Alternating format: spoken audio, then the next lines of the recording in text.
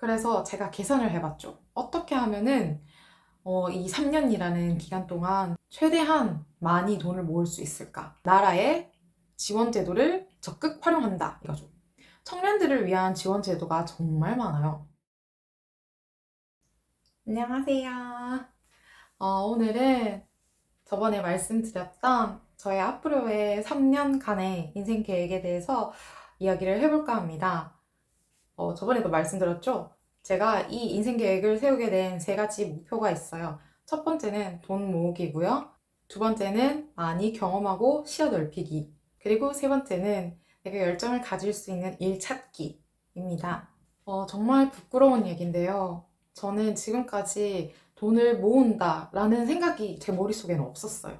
왜냐면 이렇게 사지 멀쩡하고 언제든지 일을 할 수 있을 만큼의 나는 능력을 가졌고 그렇기 때문에 돈에 궁핍할 거라는 생각은 정말 해본 적이 없었거든요.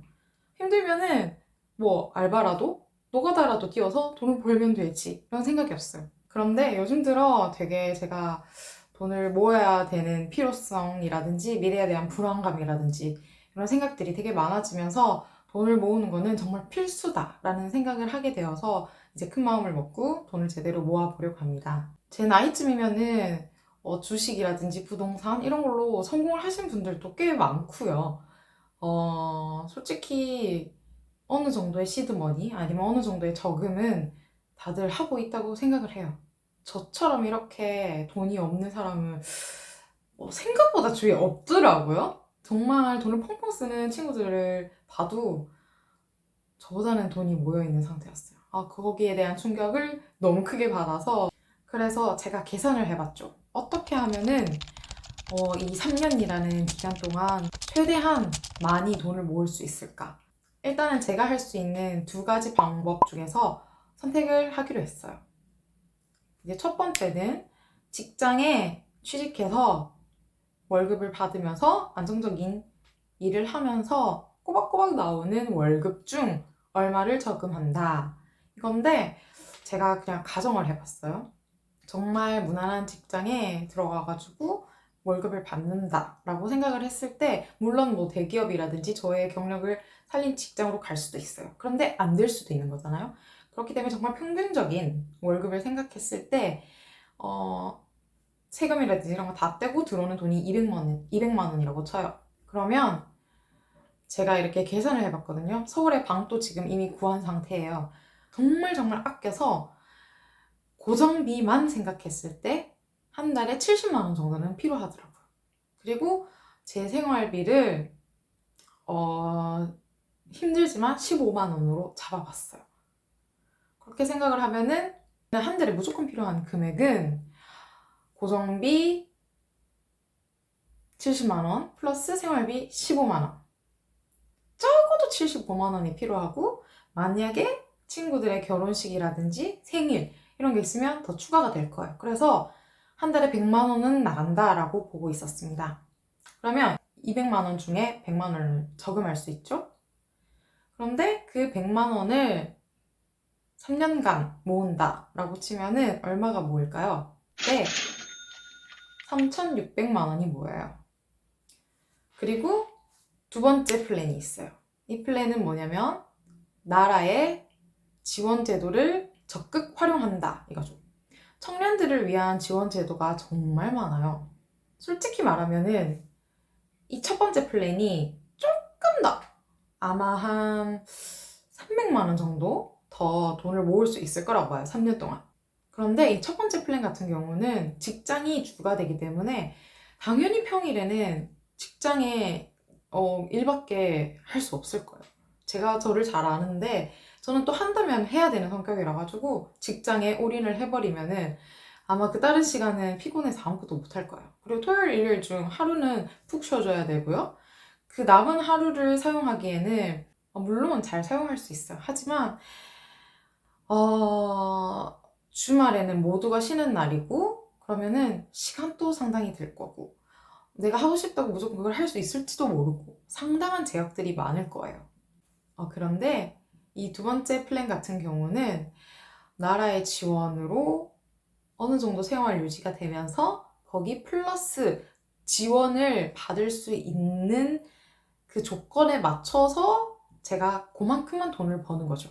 그런데 보면은 이 혜택은 만 34살 이하 혹은 청년들을 대상으로 하는 혜택이라든지 지원이 상당히 많았기 때문에 지금밖에 받을 수 없는 혜택이라고 생각을 했어요. 이 두 번째 플랜 같은 경우에는 어떤 지원을 받느냐에 따라서 달라지는데, 기본적인 거는요, 제가 한 달에 한 130만 원 정도까지 제가 벌면요, 3년 후에 받을 수 있는 혜택이 어마무시해요. 일단은 제가 지금 누리고 있는 혜택들이 몇 가지 있는데 먼저 말씀을 드릴게요. 첫 번째는 국민내일 배움이라는 제도예요. 이거는 나라의 지원금을 어느 정도 받고 나도 어느 정도 부담을 해서 저렴하게 뭐 자격증을 딴다든지 나의 커리어업을 위한 수업을 들을 수 있는 그런 제도인데요. 저 같은 경우는 지금 카페를 그만둔 상태고, 소득도 이 제도의 기준에서는 이제 실업자 구분이 되거든요. 그러면은 저는 전액 지원을 받을 수 있어요.